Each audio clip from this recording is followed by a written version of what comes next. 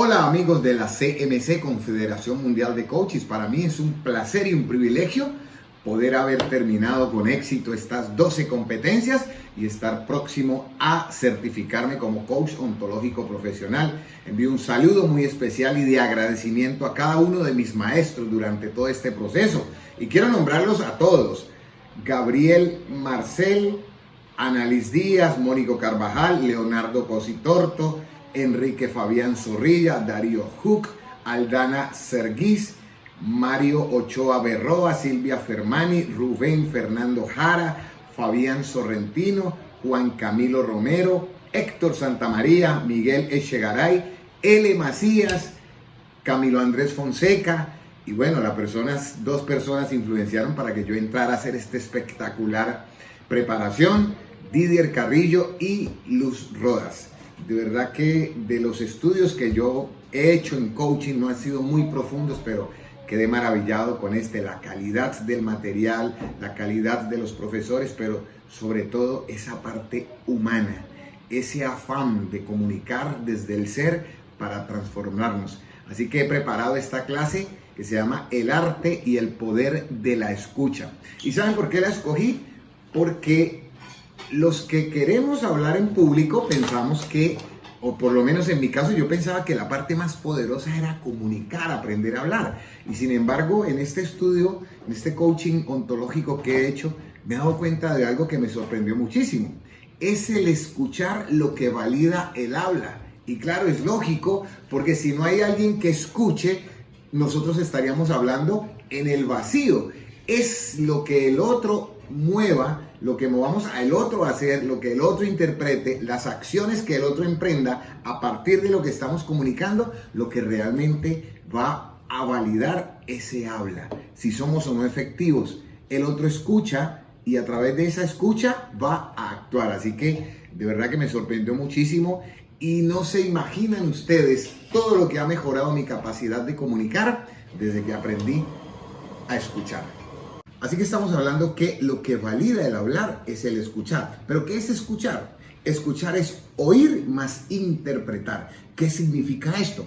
Por ejemplo, oímos un ruido. Usted está durmiendo y de pronto escucha como que una puerta se abre. Usted oye ese ruido, pero no se queda ahí. Usted interpreta cuál es el origen de ese ruido. ¿Qué produjo ese ruido? Inclusive usted puede pensar, se están metiendo a la casa, entraron los ladrones, puede ser el viento. Y de acuerdo a cómo usted interprete, va a actuar. Entonces, si usted piensa que no, seguramente es el viento que está moviendo la puerta, pues se va a quedar tranquilo. Pero si usted interpreta que ese ruido es producido por un ladrón, automáticamente se va a poner en guardia, se va a levantar y va a tomar acciones. De ahí la importancia de que cuando nosotros comuniquemos, tenemos que ser muy claros, muy precisos, muy concisos y sobre todo revalidar la escucha, es decir, entrar en un diálogo con el otro en el cual le preguntemos a través de preguntas poderosas realmente qué es lo que está escuchando, qué es lo que está interpretando y si realmente le está dando el mismo sentido que nosotros le damos a lo que estamos diciendo. J.L. Austin nos dice que hay unas acciones comprendidas en el acto de hablar. La primera es decir lo que decimos, es decir, son los actos locucionarios. La segunda acción comprende las acciones que están implícitas en ese acto de hablar, que son los actos ilocucionarios, es decir, las acciones o los actos del lenguaje, que son las promesas, los pedidos, las ofertas, los juicios, las afirmaciones y las declaraciones. Y un tercer nivel son las acciones que se llevan a cabo porque se dijo algo. Por ejemplo, tu hijo te dice, papá, regálame 50 pesos. Eso es lo que él dijo, el acto locucionario. Pero tú puedes interpretar que ese pedido que él te está haciendo es porque quiere llevar seguramente a su novia a cine, luego a comer y necesita para el transporte para llevarla a la casa y venir a nuestra casa. Todo eso es la interpretación que tú haces. Y de acuerdo a eso es que tú vas a validar la intención que se tiene al pedir eso, y si para ti es coherente y congruente eso, entonces puedes generar una acción de darle la plata a tu hijo sin hacer mayores preguntas.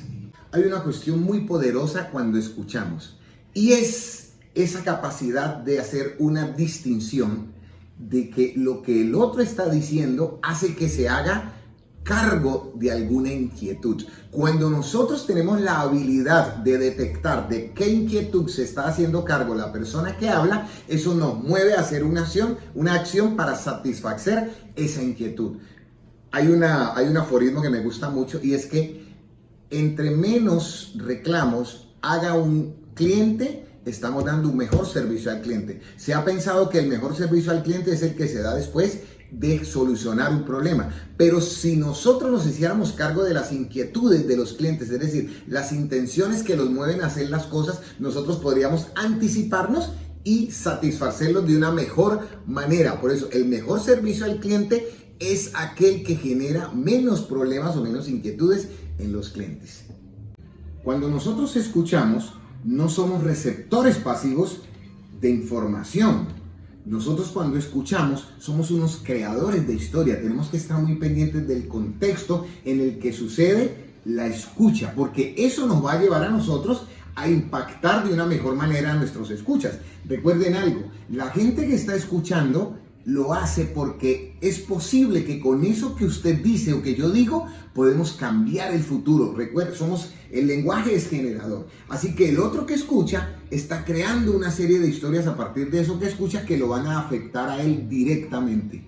Hay una falacia muy común cuando escuchamos y es el hecho de que se dice que escuchar es recibir información y hablar es transmitir información. Eso es válido para las máquinas. Las máquinas son unos reproductores fieles de la información que reciben y entre más fiel sea esa información que ellos reproducen, pues vamos a estar validando esa transmisión de información, pero no entre los seres humanos, porque nosotros somos seres interpretativos que nos movemos a la acción a través de aquello que interpretamos con lo que escuchamos. De ahí la importancia de la escucha en nosotros los seres humanos.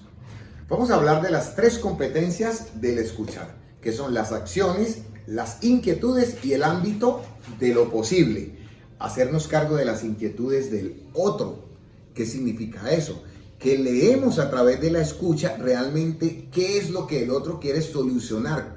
Y de esa manera entonces vamos a satisfacer las condiciones del otro de una manera tal que él no sabría cómo pedirnos. La gente quiere a veces, como la gente no sabe hacer pedidos, entonces nos hablan como entre líneas queriendo que nosotros interpretemos. Por eso cuando somos unos muy buenos escuchas debemos tener en cuenta esto. ¿Cuál es la inquietud que el que habla quiere que nosotros nos hagamos cargo para de esa manera satisfacerla de una manera en que el otro no sabría cómo pedirlo?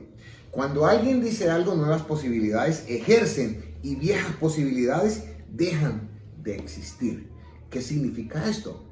Que nosotros con nuestro lenguaje tenemos el poder de cambiar futuros, de cambiar destinos, de cambiar los paradigmas que la gente tiene con respecto o con relación a algo. Por ejemplo, hay personas, si tú te encuentras con alguien que dice, no, es que el dinero es malo, el dinero daña a la gente.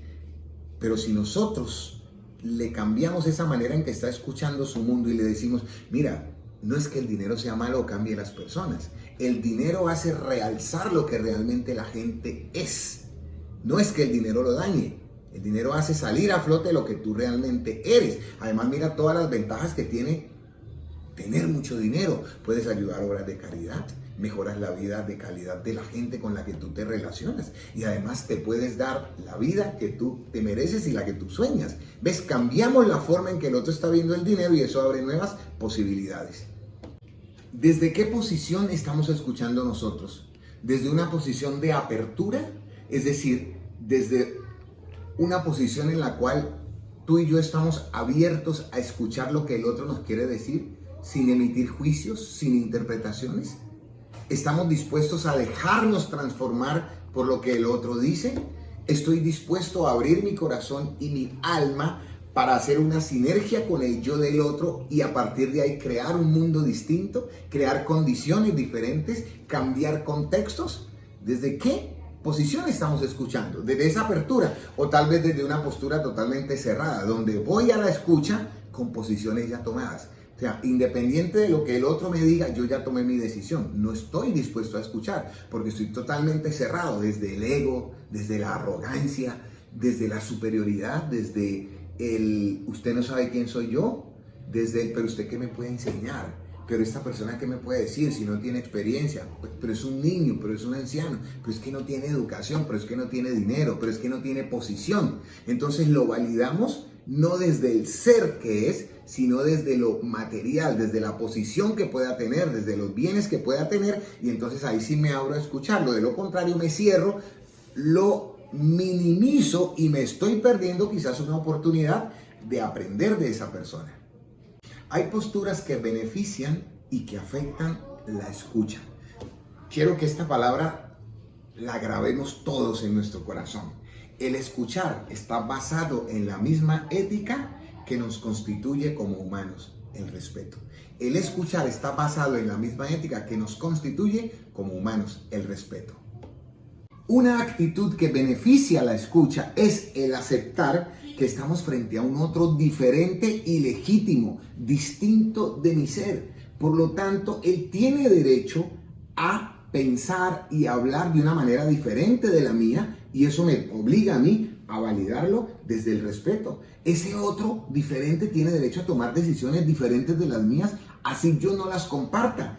Por eso la importancia del respeto hacia el otro. Si no hay esta condición, realmente no puede ocurrir la escucha, como lo decía anteriormente. El reconocimiento del otro incluye que debo aceptar algunas cosas que van en mi contra, aunque no haya nada que me lo impida. Miren lo interesante. El reconocimiento del otro incluye que debo aceptar algunas cosas que van en mi contra, aunque no haya nada que me lo impida. Interesante, ¿cierto? Ahora, ¿qué afecta la escucha?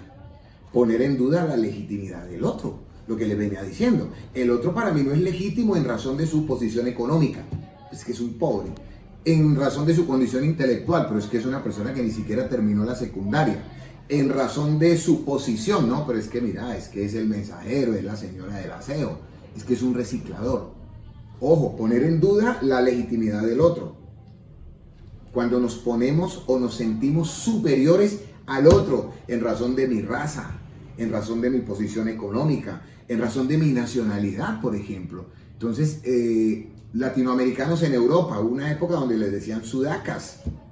Ahora el tema de las migraciones hacia Europa, vienen los negros de África. Entonces, no escucho las quejas o las razones por las cuales ellos están emigrando para allá. Simplemente en razón de su condición racial los rechazo, no los escucho, los por debajeo, me pongo yo en una posición superior. Es que yo soy el director, es que yo soy el jefe, es que yo soy el supervisor. Pasa con muchísima frecuencia a la hora de hablar. Ahora, cuando sostenemos tener un acceso privilegiado a la verdad o a la justicia, cuando decimos que nuestra particular forma de ser es la mejor manera de ser. Es que yo soy de tal familia, es que yo soy de tal partido político, es que yo trabajo en tal empresa, es que yo tengo y detento tal distinción en razón de mi inteligencia, en razón de mis experiencias. Entonces alguien te va a dar una opinión sobre, por ejemplo, algún conflicto en el mundo, y tú dices, no, pero es que ¿qué me tienes que decir si es que yo soy el que he recorrido el mundo? Es que yo soy el periodista, yo soy el investigativo, yo soy el que tengo la conexión directa con estas personas. Por lo tanto, ese privilegio me permite sentirme superior a los que no pueden acceder de esa manera. La postura física también afecta la escucha. La posición en la que nosotros nos encontremos cuando estamos escuchando al otro va a determinar esa capacidad de escucha. Es importante, se habla del famoso rapport, es decir, asumir la misma condición de postura que el otro tiene, poner todos nuestros sentidos al servicio del que estamos escuchando. Eso significa respeto, eso significa atención, eso significa eres importante, eres valioso para mí. Nuestra historia personal también es importante, porque escuchamos y nos escuchan de acuerdo a las experiencias personales. Es uno de los principales filtros que siempre tenemos cuando nos comunicamos. Las experiencias personales. De ahí que cuando hablemos acerca de nuestras experiencias, tratemos de hacerlo desde aquellas que generen una actitud de conexión con el otro. Y si son experiencias negativas, pues hacer ver que ya las hemos superado o los aprendizajes que hemos extractado de ellas. Es bien importante. Mira, por ejemplo, en las contiendas políticas. Hay candidatos a los que se les enrostra cosas que hicieron cuando eran jóvenes. Hoy tienen 50 y pico de años e hicieron cosas cuando eran jóvenes, 18, 19, 20 años, y hoy se las siguen enrostrando. O sea, toman esa experiencia personal del pasado para demeritar su obra de hoy. O sea, mira lo tremendo y lo importante que es el impacto que tu historia personal puede tener. Ahora, en el sentido contrario también. Hay personas que en su juventud, un Steve Jobs, por ejemplo, Mark Zuckerberg, creador de Facebook, también se convierten en íconos referentes cuando nosotros los escuchamos para seguir esa huella de ellos. Y hay otra que es mundial, es importantísima, la confianza y la confiabilidad.